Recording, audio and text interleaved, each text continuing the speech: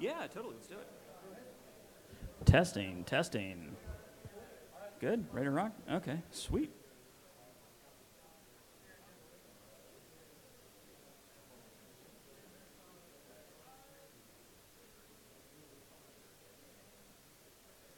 Let's make sure all this is on.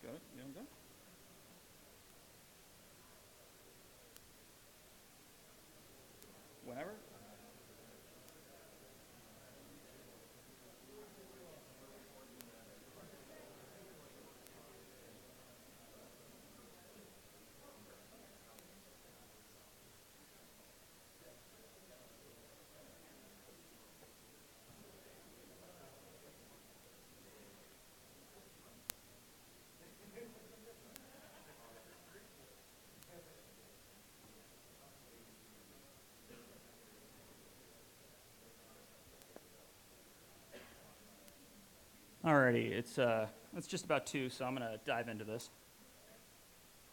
What's up, folks? I'm Michael Weber, and I'm here to talk with you today about offensive browser extension development.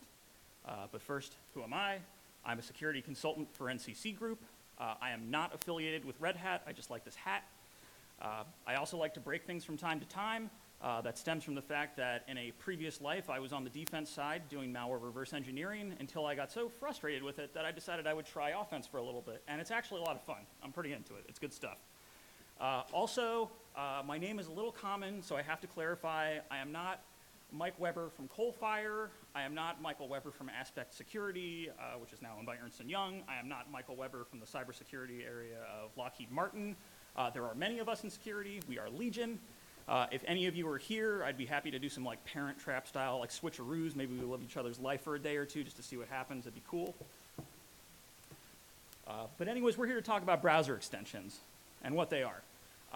And if you do a Google image search for browser extensions, you're going to get like the smiliest puzzle pieces that you've ever seen, like dozens and dozens of puzzle pieces, which is kind of the shared nomenclature we have for plugins. And it's important to note these aren't quite plugins. There's really only one plugin that runs for your browser these days, which is Flash. You can't compile something in C++ and then just have it interact with your browser anymore. Instead, what we've got are these extensions, which can extend and modify the capability of a browser. That's the official definition. I find it a little weird to use the word to define itself, but that's how they describe it. In practice, I think that they're like a catch-all bucket for functionality that we need to kind of just like hack on top of the browser. It provides a lot of extra functionality that the browser has available to it and then makes it easy for everybody to use. Users install these things from like a browser-specific storefront, or you sideload them. Though it's kind of less common to sideload things now. The number one way that all of the providers want you to handle this is they want you to install it from a store. So the way that all of this is actually written is a bunch of the powers that be they reached a consensus on what shared behavior should be in browsers, and they've exposed that in the form of what they call the Web Extension API. And this is kind of a shared API that's implemented in part by Chrome, Edge, Opera, and Firefox. It exposes just a little more functionality than you get in your average web application. The way I like to describe it is imagine that you've kind of got like cross-site scripting for every website that the browser can touch, and you also have no CORS policy. So it's kind of like a supercharged cross-site scripting. I think it's really neat. And the way that you write these things, it's entirely in JavaScript. So like everything that's on the web these days, JavaScript, JavaScript, JavaScript, everything's a web application, and that's how you write extensions too. Also, given that we're here in a red teaming context, I do have to say, there isn't exactly the easiest way to execute shell commands, though I saw that there's a talk in about 2 hours, which is going to tell us how to do that with JavaScript, so I'm really excited to see that, because that will charge these things up even more.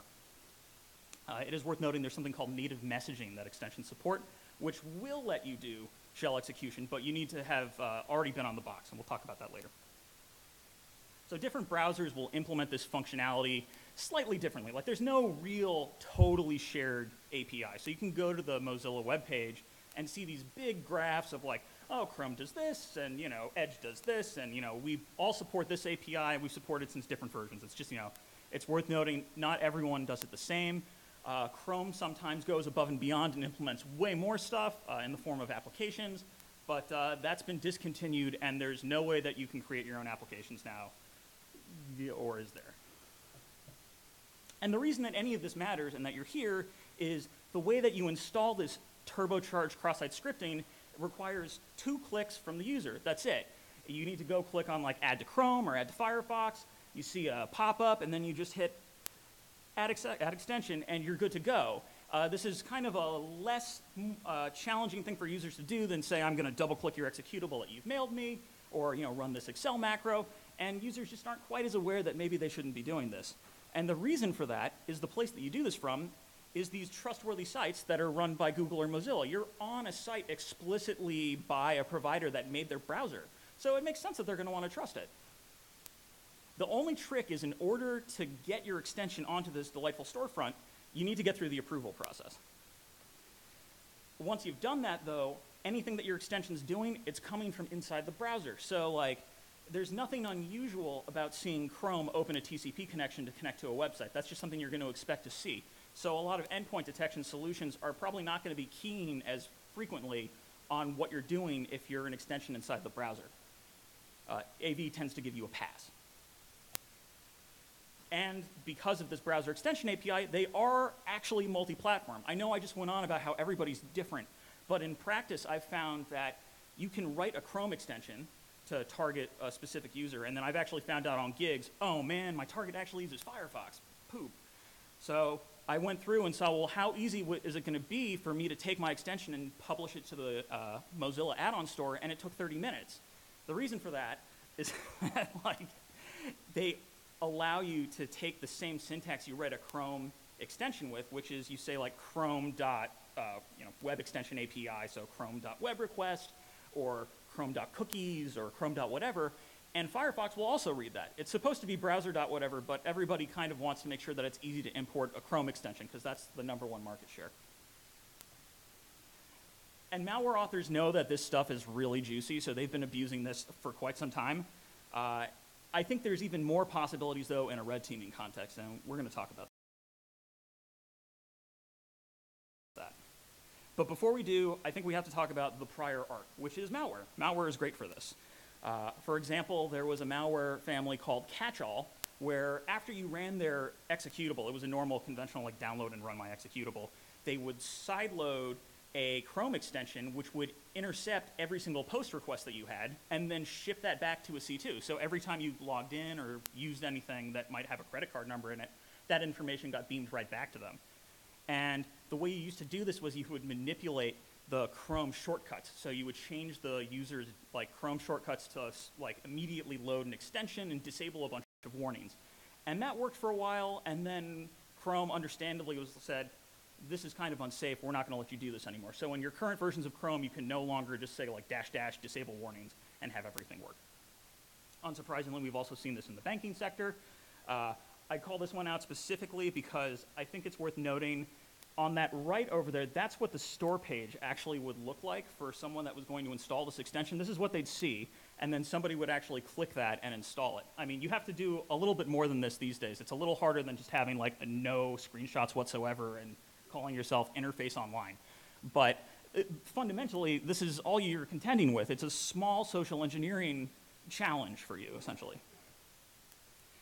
And sometimes this comes out in fun ways. So you can take an existing extension that does something benign, for example, Nugle, the custom logo for Google extension, which was also an ad fraud proxy. And it was awesome because it would normally be benign until it got a configuration update, which said, oh, by the way, I need you to also hit this ad so I can make some money.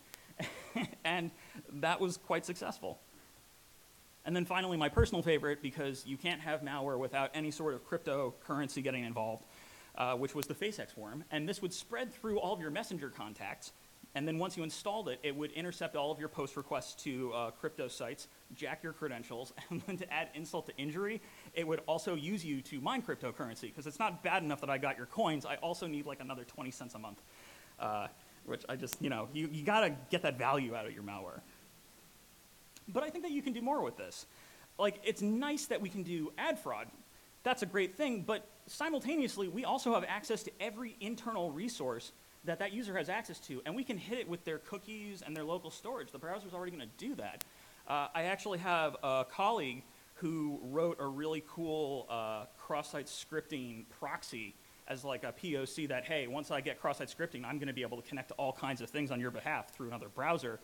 We can take something like that and then turn it up to 11, because now it's not just on the site that we're on, it's on all the sites. So we can enumerate internal DNS. I might not know that you have a Jenkins installation, but if I start looking for Jenkins.whatever and it suddenly returns me a website, I know you've got it, and I can hit it. We can access local host developer resources without needing to do fancy DNS rebinding attacks. IP whitelisting's no good because the call's coming from inside the house. And sometimes you can even access the file URIs to read files directly off disk from the browser. And that's disabled by default, unfortunately, but there's some stuff we can do to fix that, and I'll go into that later. Obviously, as you saw in all those malware examples that I gave, we can also man in the middle all of those communications that we get, so we can jack credentials from people. You even actually used to be able to intercept and modify traffic that would go directly to Chrome's internal pages. So there was one malware family which would say, oh, it looks like you're trying to go to Chrome extensions. I'm going to send you somewhere else so you can't actually uninstall me. And it would send you to a page that looked like this and would say, ah, sorry, it's corrupted. I guess you're just going to have to live with it. Yeah, and no, it was a clever usage. Unfortunately, it got a lot of press, or fortunately got a lot of press, and Chrome no longer lets you intercept this functionality, which you'll kind of notice is the theme for a lot of the things that we're going to start talking about, which is it used to be possible, and then it got overused and is no longer possible. But don't worry, there's still plenty of fun stuff for us, so we're fine. So let's actually talk about writing some of these bad boys. The basic extension structure is not that much. Really, all that we need is a manifest JSON file. That's pretty much what contains everything. That's going to point at all the other files. So in practice, you could have an extension that's like one JavaScript file and a manifest file, or you could have like tons and tons and tons of stuff. That's probably what you're going to see in a real extension. The reason that we care about the manifest JSON, though, besides the fact that it says what's going to run and what content is there, is it specifies what permissions our extensions actually need to run. So, for example, if I write an extension that I want to use Facebook Messenger, I need to explicitly say, I want to be able to access www.facebook.com in my manifest. But what if I also then want to have, you know, my ad click revenue? Now I need to add Google Ads, and maybe I want to pull a configuration down from somewhere, so I pull something else, and I add another thing, and suddenly I've got this big, long list of URLs. And as a result of that, it's possible to specify wildcards, which let you request everything. And you can probably take a guess at where that's going to lead for your average developer who writes extensions. In addition to that, we also need to specify stuff like, you know, do I want to touch cookies? Okay, great. I'm going to request cookie permissions. History permissions. I'll go into a list later. And depending on what permissions you request, it will affect what warning window that you get when somebody tries to install stuff. So that second window that pops up is based on what permissions you request. So here's an example manifest JSON file. This is all that you need in order to say, okay, that's great. I want to man in the middle all of your traffic.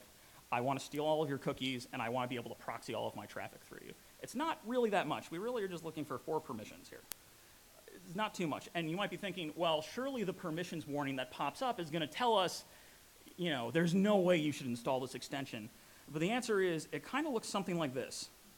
This is all that you need in order to man in the middle all of the things. It does say you need to read and change all of your data on the websites you visit, which sounds scary as all hell. Like, that's really bad. And it means exactly what it sounds like it does. Unfortunately, if you go to the front page of the Chrome Web Store and just look at like what free apps are available there, you're going to find that that permission is requested by a huge number of applications. I've highlighted in red on this image here every application there which requests enough permissions to do all of that bad stuff we were just talking about. It's a good number. It's a very common thing that happens. The reason is that users are effectively desensitized to this permission warning. Like, the first thing you go and install when you get a browser is you're going to install some kind of ad block, which makes sense because, you know, who wants to go browse the internet without an ad blocker? And that's going to require the ability to intercept all of your communications and then modify them to remove all those pesky ads. So developers in practice know, I don't really need to specify Facebook.com and exactly what I'm touching. I'm going to specify a just wildcard set, and that's going to be fine. Some permissions also won't even tell you or change the permission warning. So like if I request cookies, that box doesn't change because it's considered, maybe not that big of a deal. So you can sneak a lot of stuff into an extension without it really making a difference to the user. And Google's aware that this is a thing. So in the tradition of all talks, like 4 days before I was going to give this, Google had a gigantic announcement about how they were going to change the trustworthiness of all extensions. And they came up with some good fixes, I think. So they're going to allow users to explicitly whitelist specific sites when you go and request wildcard permissions. So I might say, okay, that's great. You can have all the URLs. But in practice, I'm really only going to let you go to like, 1 or 2 sites that I've explicitly whitelisted. I'm a little skeptical that that alone is going to be sufficient because as security people, we know that a whitelist is a great solution, but your users in practice are going to fight before they have to actually accept that. And can you imagine someone installing an ad blocker and then having to manually whitelist every single site that they go to? I don't see that happening. One thing, though, that will impact us, I think, is they've changed the review process. So if you request these more dangerous permissions, you're automatically going to get flagged for a more intensive manual review. So you're going to have to figure out how to get past that if you want these permissions. The APIs that we're going to be using once we've requested them, I'm just going to blow through these pretty quick. You've got web request and web request blocking permissions. That's what's necessary to actually man in the middle of the traffic that you want. You've got native messaging permissions. These are interesting in a more post-exploitation sense because if you request them, you can communicate with binaries on disk and trigger Chrome to run stuff.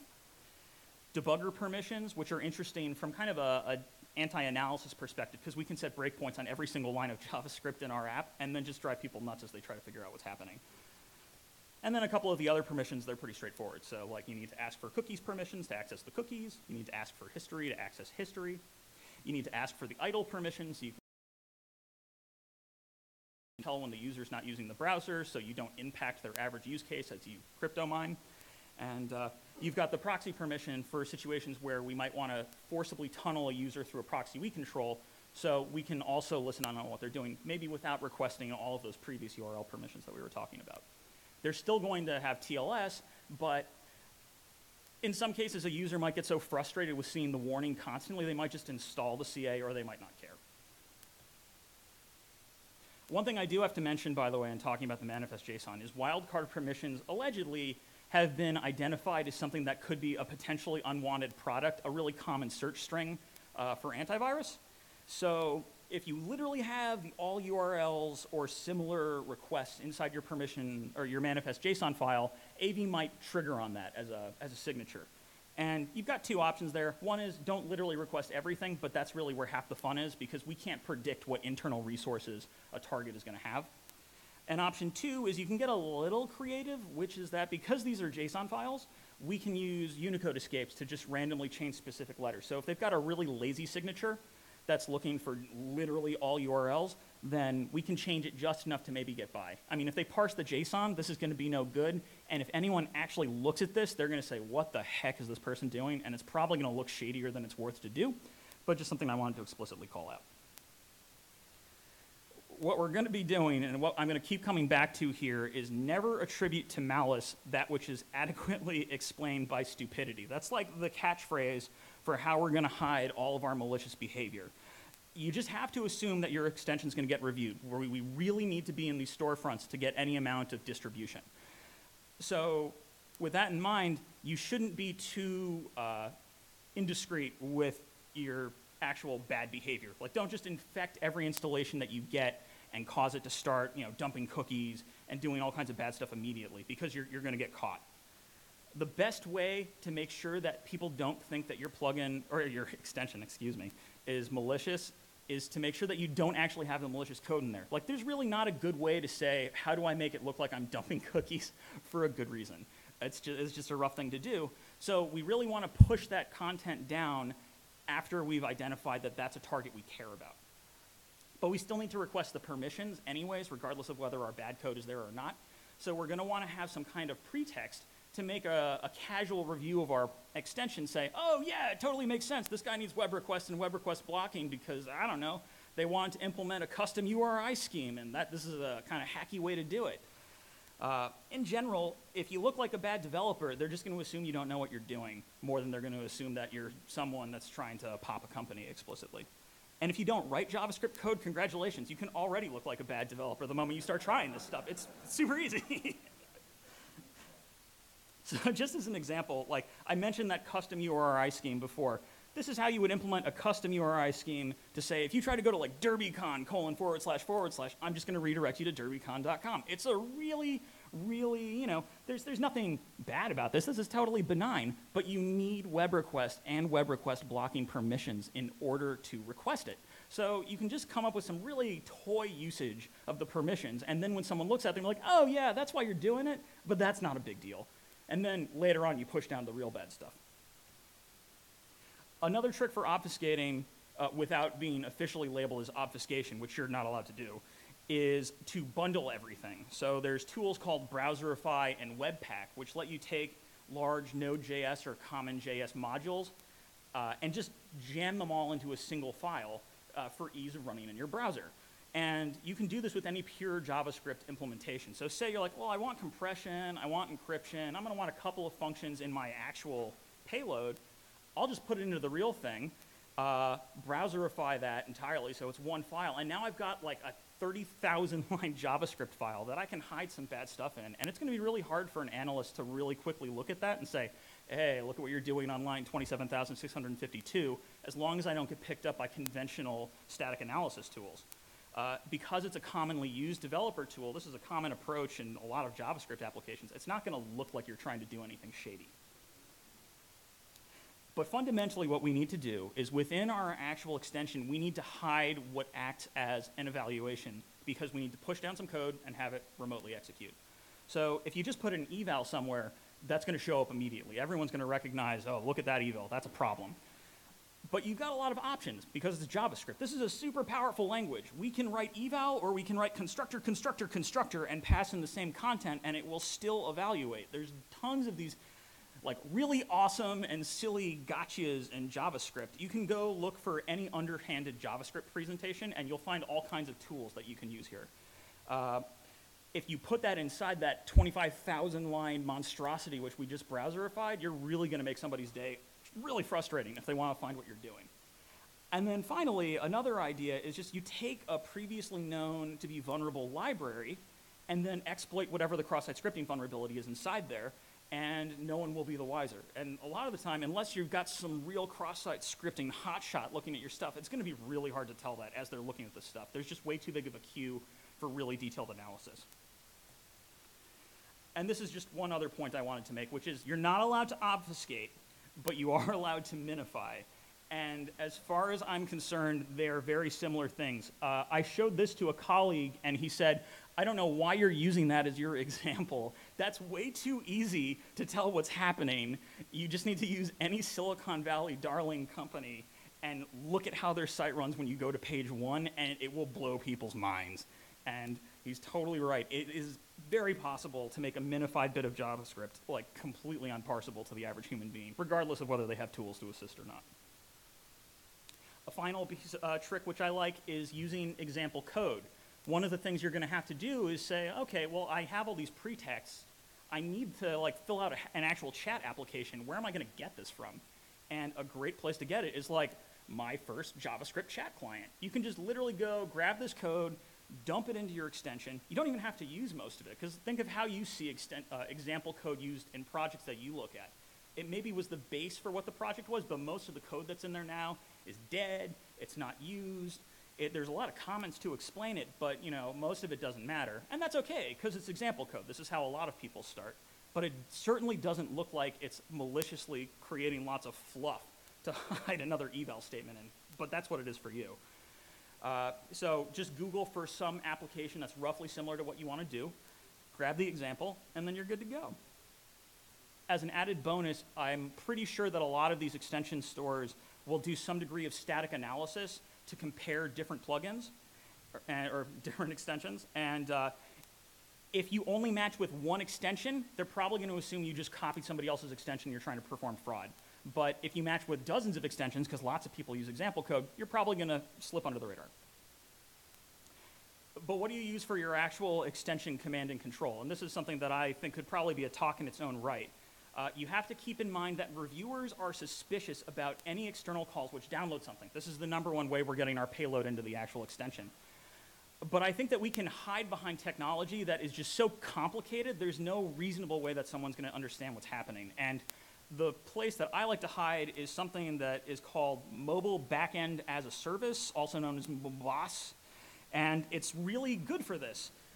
Because what this is pretty much a one JavaScript file include that's supposed to give you functionality like A/B testing and authorization and real-time database functionality. Like you can have like Redis in JavaScript for yourself, and that's just a common thing that people will want, right?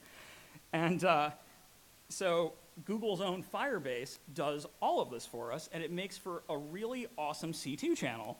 For lots of reasons. In fact, the reason I know about Firebase is while I was reading the documentation for how they suggest handling some degrees of messaging, Google explicitly says, in your extensions, you should use Firebase. So I'm pretty sure that this is not going to get you banned or pulled from the web store, as their own documentation says you should totally use this. As an added bonus, it's all over WebSockets. I don't know how many of you have ever had to man-in-the-middle WebSockets. It's kind of a pain in the butt.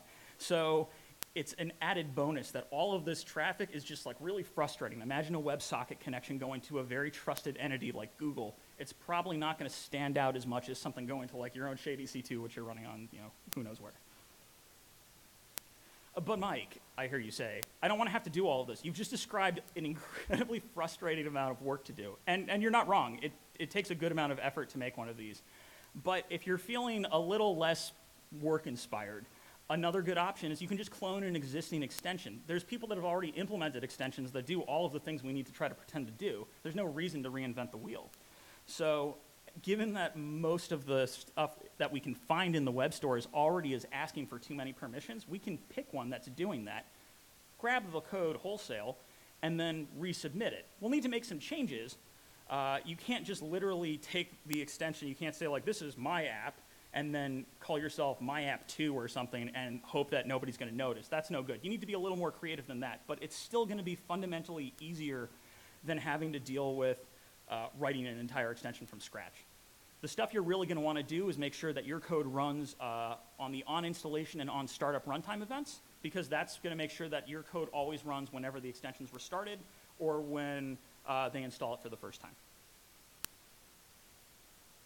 And one of the reasons that I bring up renaming your extension is because it can be kind of hard to see what's the real version of what you're looking for at a glance.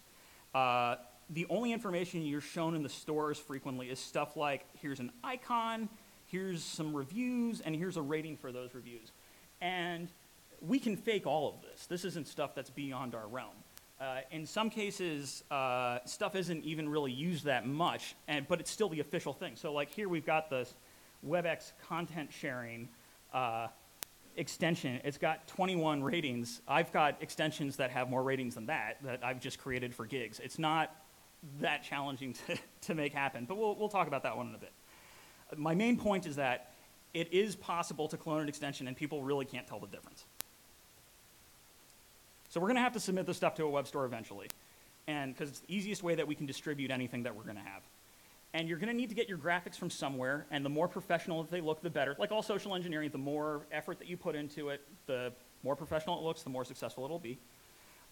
So you can copy it from somewhere, but make sure you modify that content first. If you just pull an image and some text of what the extension does, there's a possibility that during the initial review phase, they're going to check to see if you've just copied somebody else's extension, and then they're going to search for that in Google or whatever and see, oh, look, that's actually literally the description from this other tool.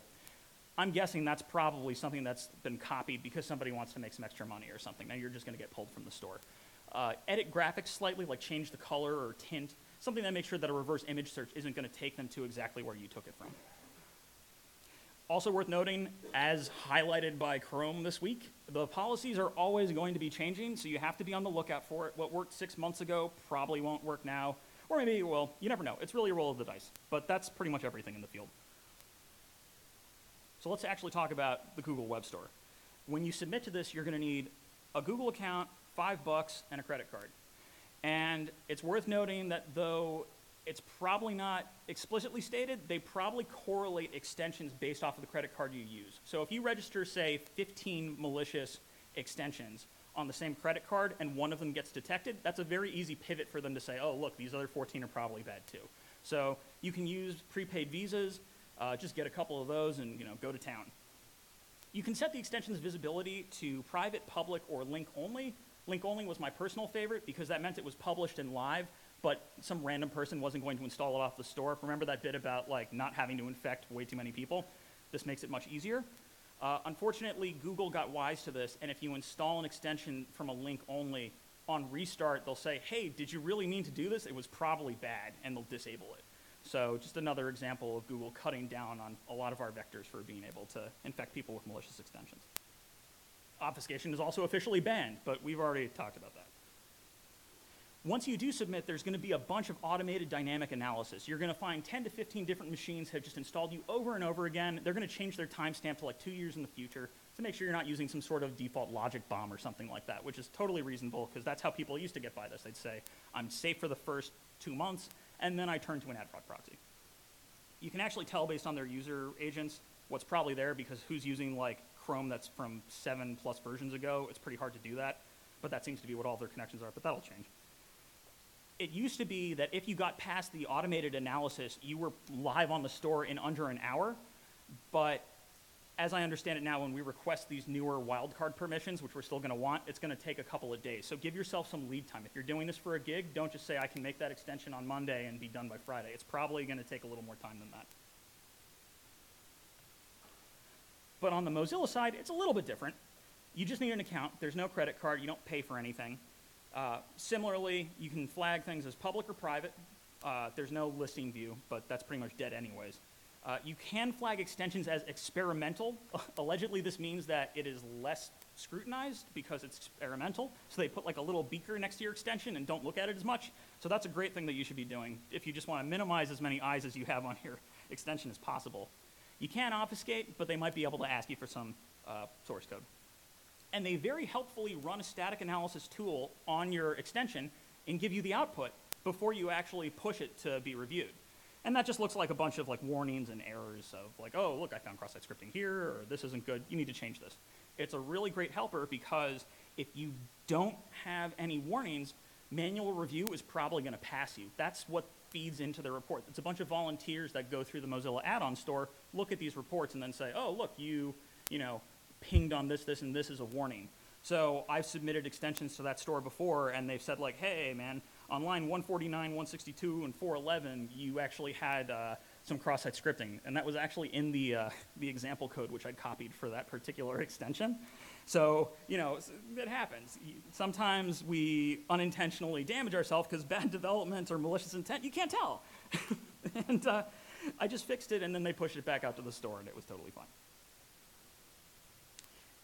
On that note of, like, let's say we're in the store now, we don't want to look like we're some zero review, 0-star extension, because that's pretty much one of the only things that looks suspicious when somebody takes a look immediately. So you can either have some friends and coworkers just install this thing and give you some great reviews, or you can go on Fiverr and pay a dude like $30 to give you 50 ratings, and that works. So, like, it's an easy way to get yourself positioned as I am totally legitimate, because as you've seen, legitimate companies have less than 20 ratings for some of their things. So, Fiverr for the win. Let's say we're now installed, we're in the store, we're good to go, we need to get other people to actually install this stuff. I'd love to tell you about this awesome thing called Chrome Inline Installations, which was essentially a nice little JavaScript API you could hook into, and then on a page that wasn't the store, you could trigger the extension installation process. It would immediately pop up the permission window, and then people just had to click one button in order to install this stuff. But malware authors abused this so badly that Chrome just gave up and said there's really no legitimate usage for this whatsoever and pulled the feature entirely. So that leaves us back with what we were planning for to begin with. We're going to be social engineering people into actually installing these things. And installing extensions currently, as I understand it, is considered a slightly more trustworthy process than just running an arbitrary document that somebody emailed to me. Because once again, we're going to this nice, trusted web store that's run by Google or Mozilla or Microsoft, and we trust those guys. As an added bonus, Google is actively fighting to maintain this. That blog post, they literally use the word trustworthy in it because they want people to trust the extensions. If you can't trust extensions, no one's going to install them. Simultaneously, every 2 months, we've got a news story about extensions being compromised and being used to like steal way too much stuff. So I don't know which way it's going to fall in the long run, but right now people still trust this more than saying, let me run an executable or give me your creds. So here's a couple of pretexts that we can use. Pretext 1, this is my personal favorite, which is we're going to create or clone a video conferencing extension. And we need to convince somebody from our target to get on a call with us, which is actually not as hard as you would think it is. We just need to dangle a big enough carrot. So say we go on LinkedIn and look at our target and see who's looking for a job. We reach out to them and say, hey, you look perfect for this $250,000 a year job. I just need you to have a quick video conference with the lead developer to see if you're a good fit for the team. I've found that spokespeople for companies are really, really, really jonesing to talk to the media. So if you convince them that you're a reporter from some outfit, they will want to talk with you, and they will jump through hoops for that. And then, of course, the sales team, if you dangle some money in front of them, they're going to do anything for that sweet commish. And they will install whatever you tell them to if it means that they're going to land a job. So Once we've gotten somebody to agree to chat with us on our video conferencing extension, we're going to send them an email invite. We're going to Ninja invite them to a meeting that's like 30 minutes from now. And it's going to be like, oh, come to my video conferencing thing at like mabooblycom.com or something. And once they go to that, they're only going to have the option to install an extension. That's where we can say like, hey, you're in Firefox, install this add-on, or hey, you're Chrome, install this extension for Chrome, and so on. Don't give them any other options. People will be worried about looking unprofessional if they show up. The age-old adage with social engineering, which is like, set an arbitrary limit and people are going to run through it and succumb to pressure even though it doesn't maybe make any sense. As an added bonus, video and chat are really great excuses to do WebSocket stuff because nobody really understands how video streaming works. Another pretext we can use is we can pretend to be one of these super awesome security extensions that there are many, many, many of within the store. So just send somebody like a cat picture or something that's really benign but unsolicited. And then when they click on it, you send them a follow-up email and you say, hey, that was an internal security phishing test. Sorry, you failed. You can either take a 1-hour training class, it's mandatory, or you can go install this approved extension and have a guess what people will do. As an added bonus, the security extensions in the store are already kind of goofy. So here we have an extension. It's asking for those dangerous permissions that we all care about. It's by Kaspersky, but what the heck is this? I don't know. I guess it was a low-effort extension. It's probably fraud. No, it's real, actually, because just nobody puts thought into some of these things. So it's not as hard of a target as you might think to look legitimate. And then a final one is an old SE classic, which is, if you don't do this, you're going to lose all your email, or oh no, the VPN's going down, or this will make your life easier. Just make up whatever you want, and then set up this fake like infrastructure extension, have them install it, and then say, okay, it's all good, everything's fine, but now you've owned them. So that's what we want to be doing. What does this actually look like in practice? Like let's put it all together.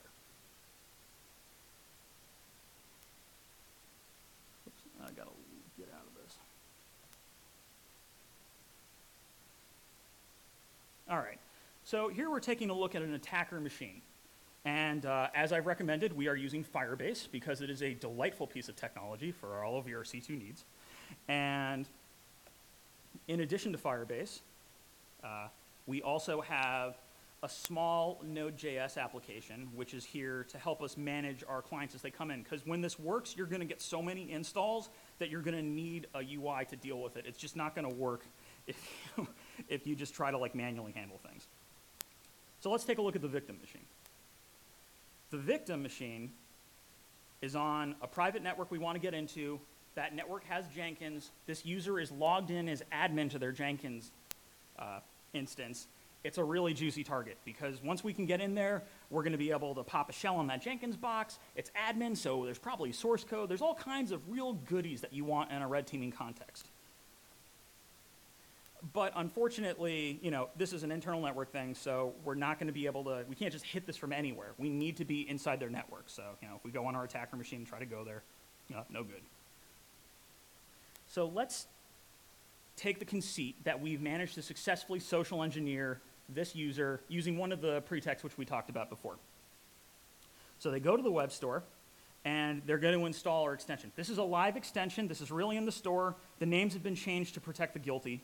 I have no interest in having this stuff be banned, but fair enough. If it happens, it happens. But anyways, what you just saw there, that's it. They're owned. It's over. They're done. So when we go over to our actual little Node.js app, we can see, oh, look, we have a connection. Firebase is helping us track these things because it's a real-time database. And remember earlier when I was saying you shouldn't have your malicious code on the extension or within the extension. We're now going to push down that malicious code that's going to let us do all the bad stuff that we want to do. So let's deploy all of our nasty code, and let's dump some cookies. And real quickly, that is every cookie that is installed in that browser for every website. We just have it. It gets sent back pretty quickly. And that's great. In practice, by the way, when you do this for a real browser, it's going to be like a really large file. You're probably going to need to open it in like Sublime Text or something. This is just from a toy test machine that's never touched anything. But that's not enough, because while we might have cookies here for Jenkins, we can't touch Jenkins, which is why I've written a Python tool which will let us create a proxy which translates web requests into stuff that goes into that Firebase C2, pushes it down to the actual extension, and then makes the request on our behalf. So I'm firing up the proxy here for that client. This is Firefox pointed at that proxy. It's making the request. Firebase is relaying all of these requests here. It's actually quite quick. As we're taking all of our requests, and now we can actually see the internal Jenkins instance from our attacker machine. We're logged in already as admin too, because that guy's logged in as admin. So we've pretty much already won, but let's say I want his password. Let's log him out. And because Jenkins doesn't have a broken logout process, that guy's cookie is also busted. So let's go back to our victim. And the victim is now going to Jenkins for something. They're like, oh, darn, I'm logged out. Well, I saved my password, so I'm just going to click this button and sign in. And we got him. I don't know if you remember the malware I was talking about earlier, that catch-all that took all the post requests and forwarded it our way. We grabbed that login request, and now we have their username and their password, and we're done. We've got it. We're ready to pivot through the rest of their web applications and their infrastructure and really cause some damage. Oh.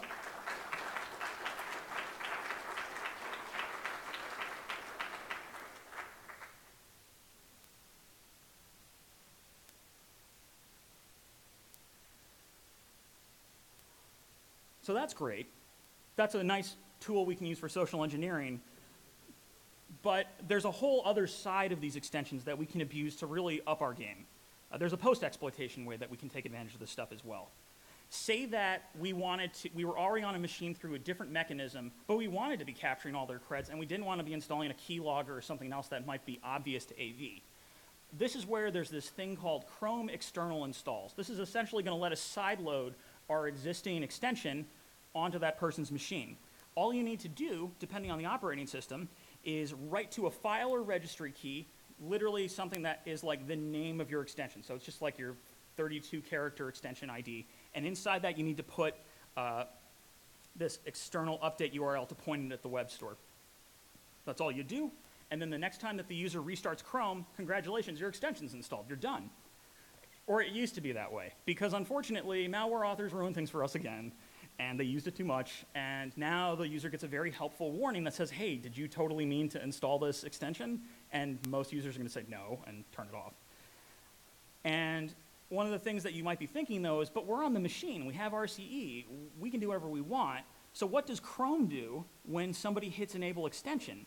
And what it does is it flips a flag in this thing called a secure preferences file for Chrome, which is stored in the user's local data. So the secure preferences file is pretty much just one big JSON blob. It's been locked down with a bunch of HMAC SHA-256 hashes for individual entries. The key is based off of really machine-specific stuff, like your user account sit in Windows, and maybe they hid like a 32-byte key or something randomly in a random Chrome installation file. People dug into this years and years ago. There's a couple blog posts on how does this work and how do you manually modify this. But as far as I'm aware, there's no public tooling available in terms of saying, well, how do I just like flip a flag here? Or at least that was the case. I have a script which will work for this, and I'm going to be publishing that soon. So in terms of what we're interested in for being able to actually change, here's a couple of flags that might be interesting to you as an attacker. There's every single extension has its own entry. And within that entry, you might see things like ACK external, which means I acknowledge that this external hasn't been installed by me. So you flip that from false to true, and we no longer see that pop up when you sideload your extension. We can also do stuff like say, I want you to run in incognito mode if I set incognito to true, or I want to be able to read file URLs if we set that to true. But what about reading and writing files to disk? That's a thing we want to do too, and that's where we have to go to Chrome applications, that whole giant feature set that has long been made a deprecated thing. Unless we sideload these entirely by saying that they've been manually added within the secure preferences file, and then we can unlock all of these APIs, which are really powerful things. Raw socket APIs for TCP and UDP, reading and writing files from disk, SSH clients, HTTP servers, like the world is your oyster. It's really powerful stuff. And unfortunately, they have a very strict CSP policy. You can't normally make an XML HTTP request and just put in any JavaScript code you want. You're going to need to be a little more creative and use those raw sockets. It's a lot of work, so I don't have a good example application that takes advantage of all of these things. But I do have a small piece of advice for how you read and write anything from disk. So there's a permission called the file system permissions. It makes sense. It does what you'd think. And to prevent users from abusing this, or extensions from abusing this, the user is supposed to be notified when they have to interact with the hard drive. And so say that I constantly want to read something from disk, I'm not going to want to re-prompt the user every time. So there's a way to save entries or retain them. And once you've retained this entry, it gets saved into a preferences file that might be important and might be called secure preferences. And it looks something like this. So you can just write your own file entries into the secure preferences file to give yourself read-write access to whatever you want, in addition to all of the other stuff you would do with an app. And then finally, I'm going to have to go a little quick here. Native messaging is the way that we're going to pop a shell. Native messaging is a functionality that essentially lets us say, okay, when I call runtime.connect external, Chrome is going to fire up a different executable on disk. That executable is based off of some JSON file, which is stored in the registry or stored on disk. It's this whole kind of like kooky system. It's not super great for documentation either. But once you have this executable, it's going to read things from standard in, and it's going to write all of its output to standard out. So you can interact with it through these APIs. When you need to have a shell, that's what you're going to want to do. You're going to have to create your own mini shell, which reads off of standard in and standard out, drop it to disk in a post-exploitation context, and congratulations, now you're good. Bunch of effort. We need sample code for that, and that's what this code dump is going to be for. Soon, if you go to that URL, you will start seeing code appear, which is going to make a lot of this stuff easier to do, so you don't have to pull your hair out while you're doing all of this stuff. Stuff that you're going to start seeing pop up in that repo is workarounds for side-loading apps without having errors, because once we're on the box, we should be able to do whatever we want, right? We should be able to make that thing run an extension regardless of whether or not it's in the store. Something that I'd like to think of as a malicious extension cookbook. A bunch of recipes that are interesting for us, like what does it mean to dump all the cookies, or how would I run a shell instantly? As well as some general framework for that C2 I kind of demoed playing around with Firebase. Like, obviously, we can't publish everything there is here because it's going to get detected in the actual store approval process. But in that beyond the approval process, all of the good stuff, I see no reason why that can't be public. Do we have any questions? Can I answer anything for you guys? Yes, man in the red shirt in the front.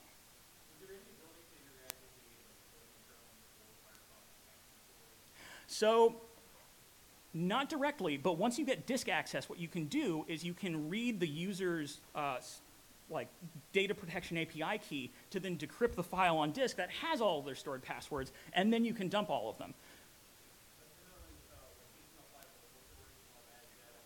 Oh, yeah, sorry. There's an API for hitting local storage. You can nail all of that.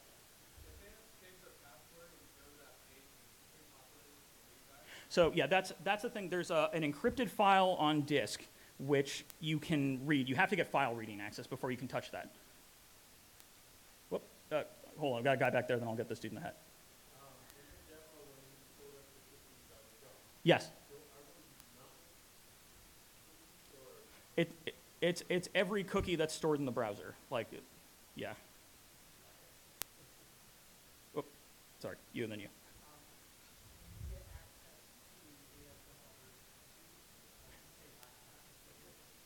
So that would probably require reading things from disk, but that stuff is right in the same area where you'd expect to see other extensions. So once we can read things off disk, yes, you can. But you're not going to get it purely from just an extension that you don't have any post-exploitation shells on. Yes?